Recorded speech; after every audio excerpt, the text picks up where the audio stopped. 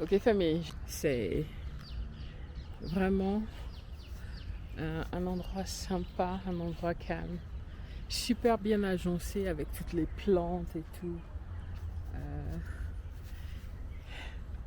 Ça c'est l'endroit où je reste. Il y a une superbe maison là. Attends, c'est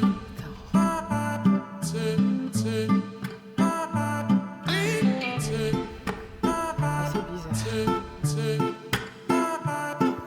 Comme promis, la visite de mon studio. Alors très simple, hein. En un coup d'œil, on a tout vu. Vraiment très sympa, très cosy et vraiment confortable, propre. J'avais juste accès à un petit frigo comme vous avez vu et un micro-ondes et puis tout ce plan de travail où je pouvais me faire à manger, mais je pouvais pas cuisiner. Il n'y avait pas de plaque pour cuisiner, donc du coup, je mangeais beaucoup dehors. Il y avait du café et du thé offert. La salle de bain était vraiment très bien faite. Le jet d'eau, cuisson, très bonne douche et beaucoup de placards pour ranger, bien que j'avais pas grand-chose comme vêtements. Voilà, je me suis fait une petite tasse de thé en arrivant. Et j'avais ramené des sachets de thé avec moi dans mes affaires. Voilà. Je vais vous montrer un petit peu l'extérieur également. Je vous ai déjà fait visiter au départ dans les précédentes vidéos. Euh, je vous emmène à mon endroit préféré qui était la piscine. C'était un endroit assez calme, tranquille. Je pouvais écouter les oiseaux très tôt le matin. Simplement, à aucun moment on a pu utiliser la piscine. Quand je suis arrivée, les deux dames m'ont dit ce sera prêt le lendemain, mais ça n'a jamais été prêt en 8 jours. Ils avaient besoin d'un professionnel pour venir la nettoyer, ce qui n'a jamais été fait. Voilà donc le restaurant où en général ils servaient le petit déjeuner avant, mais pendant la période où j'étais là, ils ne servaient plus de petit déjeuner. Voilà, donc là c'est quoi? C'est un Hall of the Fame des personnes chez et qui sont restées dans ce Airbnb. Donc ici c'est l'extérieur. Ils avaient vraiment de toute taille. Ils avaient des grands appartements de chambres, ils avaient des studios, ils avaient des chambres simples, sans bien plus petites que là où je suis. C'est un endroit que je recommanderais à Sauton, sécurisé avec un gardien, vraiment bien. Donc avec une barrière. Donc voilà ce que j'ai apporté. Je suis revenue juste avec une paire de chaussures, hein, mes baskets. Tout le reste est resté. J'ai donné. Euh, Mon maillot de bain, j'ai pu l'utiliser en Zambie une fois. Et en fait, très peu de ce qui est là, j'ai pu utiliser. J'ai passé tout mon temps avec mes jeans, mon haut africain et la robe bleue. Euh, Voilà, mais tout le reste, non, puis mon chapeau, vous m'avez vu tout le temps avec ce chapeau, mais tout le reste, honnêtement, j'ai donné en fait la plupart des vêtements quand je rentrais. J'avais pas besoin de la moitié des vêtements qui étaient dedans, voilà. Donc ça, c'est une leçon pour la prochaine fois. Voici le contenu de ce que j'avais dans mon sac à main. Plusieurs des lunettes se sont cassées, voilà pourquoi j'en ai plusieurs. J'ai des lunettes pour lire de loin, de près, et des lunettes de soleil. Encore une fois, c'était pas nécessaire d'avoir autant de choses. Une paire de lunettes de chaque était suffisante. Trop de chargeurs, j'ai pas tous utilisé. Le chapeau, c'était un cadeau.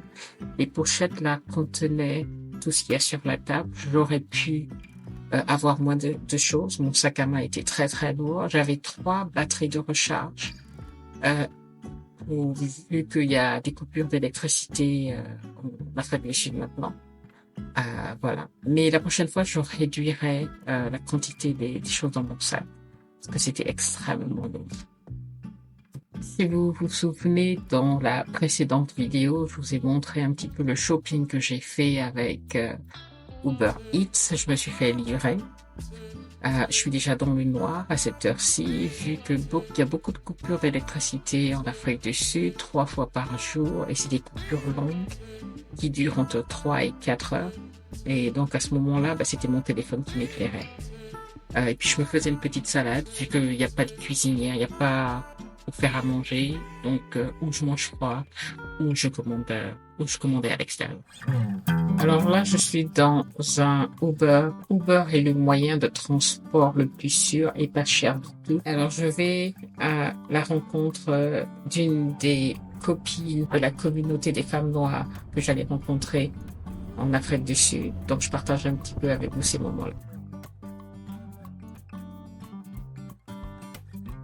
There we go. There we go.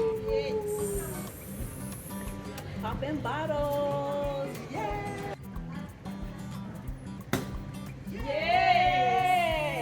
Alors le lendemain, je me suis rendue à la pharmacie parce que j'avais attrapé un mal de ventre après quelque chose que j'ai mangé qui n'était pas passé. C'est marrant parce qu'ils vous donnent en fait les médicaments dans une petite cave, là, comme vous avez vu.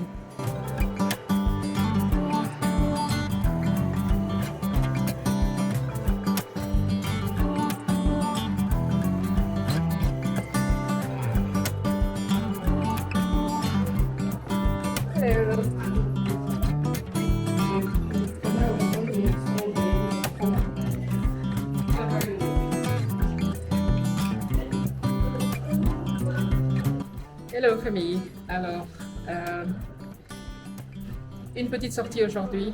Je suis avec deux des femmes de Exodus Summit dont je vous ai tellement parlé. Katrina que j'ai déjà vue avant et Janice. Et donc on a eu notre brunch. Et maintenant on est dans un mall là, c'est assez grand mall. J'ai un petit problème avec mon ventre. Quelque chose que j'ai mangé qui n'est pas passé. Donc, je viens de m'acheter des médicaments, un générique de l'Imodium parce qu'il n'en avait pas, mais vraiment très peu cher. Et là, on s'est arrêté pour boire un petit de bubble tea pour avoir quelque chose à boire.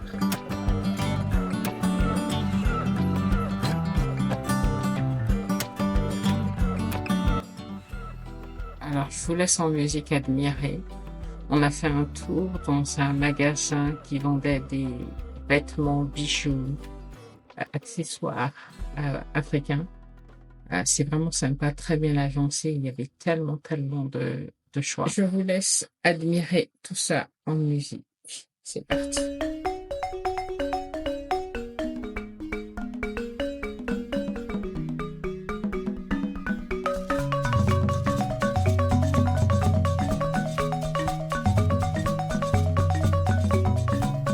Alors ça, c'est un vêtement traditionnel de Lesotho, qui est le tout petit pays à l'intérieur de l'Afrique du Sud. Il neige à Lesotho, donc ça c'est un vêtement qu'il porte à cette période, mais vraiment très joli.